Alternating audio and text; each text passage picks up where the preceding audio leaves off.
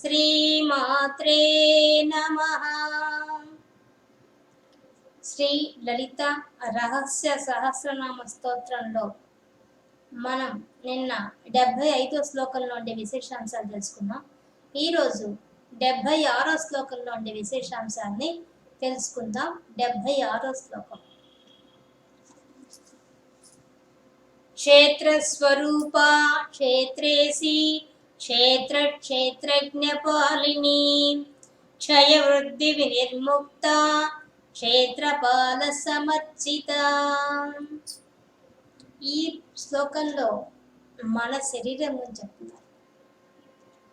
అద్భుతమైన విషయం ఇది. మనం అందరం గుర్తించడం లేదు, కానీ చెప్పడం చాలా సులభం, ఆచరించడం చాలా కష్టం. ఇది ఈ శ్లోకంలో ఉండే అర్థాన్ని మనకు ఇది భగవద్గీతలో ఉండే సారాంశాన్ని ఈ శ్లోకం చెప్తోంది.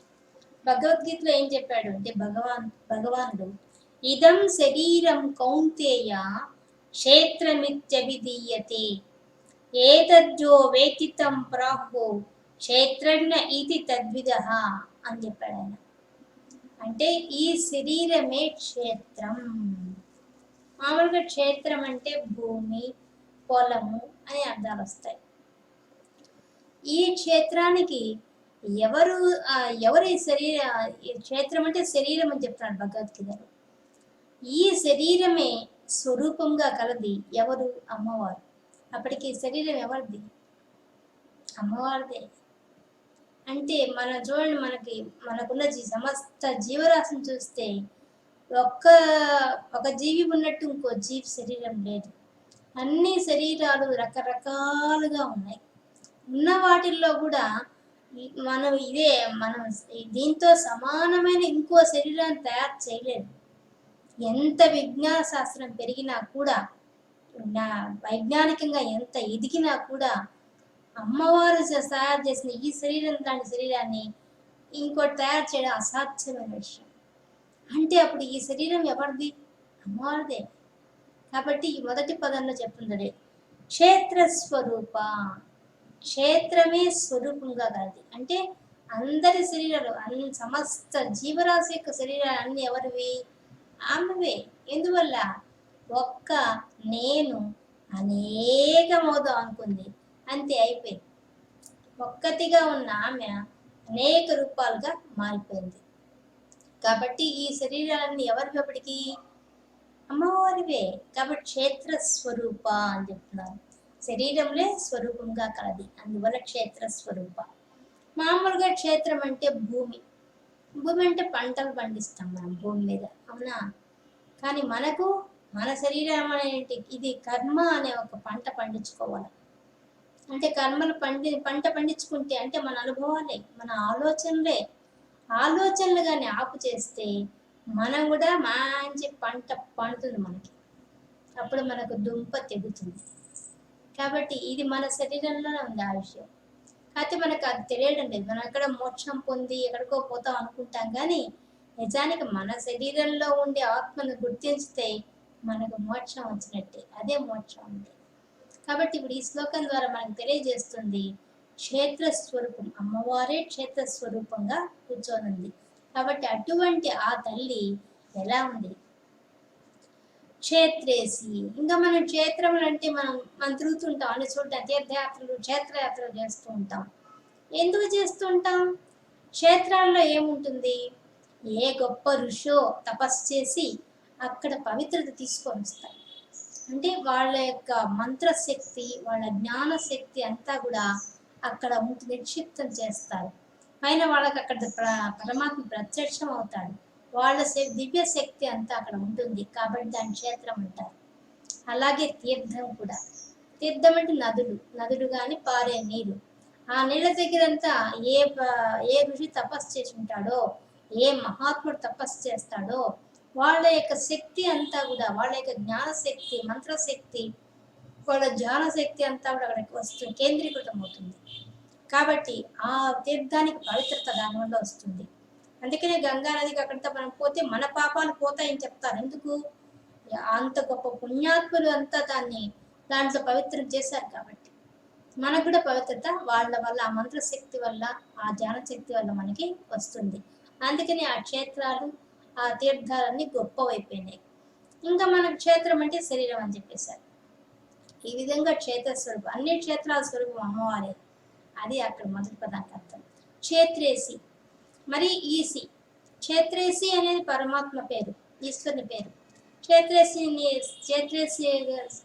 క్షేత్రేశ్వరుని యొక్క శక్తి క్షేత్రేసి అని ఒక అర్థం. ఇంకో అర్థానికి పోతే క్షేత్రేసి అంటే ఈసిత్వం అంటే నియామకురాలు, ఆమె నియమిస్తుంది. ఈ శరీరాన్ని నియమించేది ఎవరు? ఎక్కడ ఏ భాగంలో ఏ భాగం ఎలా ఉండాలో, అది ఎప్పుడు ఎలా పెరగాలో తరగాలో ఆమె నిర్ణయం చేశారు. మనకు ఆశ్చర్యంగా ఉంటుంది కదా. అది మనం పుట్టినప్పుడు ఎలా ఉన్నాం, పెరుగుతున్నప్పుడు ఎలా ఉన్నాం, ఈ శరీరంలో వచ్చే మార్పు చూస్తే ఆశ్చర్యం వేస్తుంది. మరి ఎంత తిన్నా మాత్రం ఇదేగా మార్పు. పైన అది కూడా ఈ ఆకారం ఇంతవరకే ఉండాలి నిర్ణయించబడింది. పైన ఈ ఆకారం ఎంత పొడుగు ఉండాలా, ఎంత వెడల్పు ఉండాలా, కళ్ళు ఎంత వెడల్పుగా ఉండాలా, చెవులు ఎంత వెడల్పు ఉండాలా, ఇవన్నీ ముందే నిర్ణయించబడ్డాయి. ఇది ఎంత అద్భుతమైన విషయం. అది ఇవన్నీ ఎవరు చేస్తున్నారు, ఎవరు నియమిస్తున్నారు? కాబట్టి ఈ శరీరాన్ని కూడా నియంత్రించే శక్తి అమ్మవారికే ఉంది. ఇది పెరుగుదల తరుగుదల అంతా కూడా ఆమె చేతిలోనే ఉంది. కాబట్టి నియామకురాలు కూడా ఆమె ఈ శరీరం ఉంది. ఈ శరీరంలో కూర్చొని ఆమె ఈ నాటకం అంతా నడిపిస్తోంది. కాబట్టి క్షేత్రేసి అయిందా. ఇంకా క్షేత్రజ్ఞ పాలన. మరి ఇప్పుడు ఈ శరీరం ఉంది, ఈ శరీరంలో నేను మనం ఆడుకుంటాం. మనం ఏ పని చెబుతున్నా, నేను చేస్తున్నాను, నేను చెప్తున్నాను, నేను రాస్తున్నాను, నేను వింటున్నాను, నేను రుచి చూస్తున్నాను. మన పంచేంద్రియ జ్ఞానేంద్రియాలని కర్మేంద్రియాలని వాడుకుంటాం. నేను అని ఉపయోగిస్తుంటాం. ఆ నేను కనుక్కుంటున్న వాడు ఎవరు? లోపల కూర్చొని ఈ శరీరం నాది అని చెప్తున్న వాడు ఎవరు? ఈ శరీరాన్ని నేను వాడుకుంటున్నాను గుర్తిస్తున్న వాడెవరో వాడు క్షేత్రజ్ఞుడు. కాబట్టి క్షేత్రజ్ఞ పాలన. ఈ శరీరాన్ని, ఈ శరీరంలో ఉండే ఆ జీవాత్మను కూడా పరిపాలించే శక్తి ఎవరికి ఉంది? అమ్మవారికే ఉంది. ఇంకెవరు పరిపాలిస్తారు దీన్ని రక్షించే బాధ్యత, భరించే బాధ్యత కూడా ఆమెదే. కాబట్టి ఆమె క్షేత్రజ్ఞురాలు. కాబట్టి జీవాత్మను కూడా ఆమె పోషిస్తోంది, ఈ శరీరాన్ని కూడా ఆమె రక్షిస్తోంది. ఇంకా క్షయ వృద్ధి వినిర్ముక్త. మరి ఈ శరీరంలో కూర్చోంది కదా, ఈ శరీరం పెరుగుతోంది తరుగుతోంది, దీనికి అన్ని మార్పులు ఉన్నాయి. ఇది ముందు మనం పుట్టక ముందు ఉంటాం, పొట్టలో ఉంటాం, మళ్ళీ బయటకు వచ్చి పుడతాం, పుడితే పెరుగుతూ ఉంటాం. పెరిగిన తర్వాత ఏమైపోతుంది? శరీరం ఎవరైనా రాగా మంచి మార్పు వచ్చేస్తుంది, అద్భుతంగా ఉంటుంది జీవితం. ఇంకా మళ్ళీ అక్కడి నుంచి ఆ యవ్వనం అయిపోగానే నశించడం మొదలైపోతుంది. ఇంకా తర్వాత మరణిస్తాం. ఇన్ని మార్పులు మన శరీరానికి ఉన్నాయి.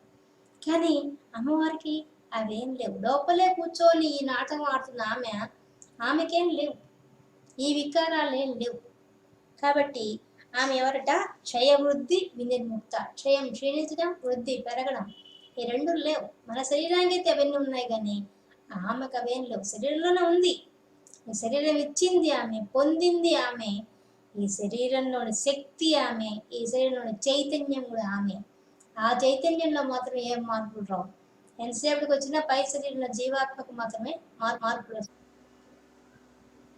తర్వాత క్షేత్రపాల సమర్చిత. అమ్మవారు క్షేత్రపాలన చేత సేవించబడుతోంది, పూజించబడుతోంది.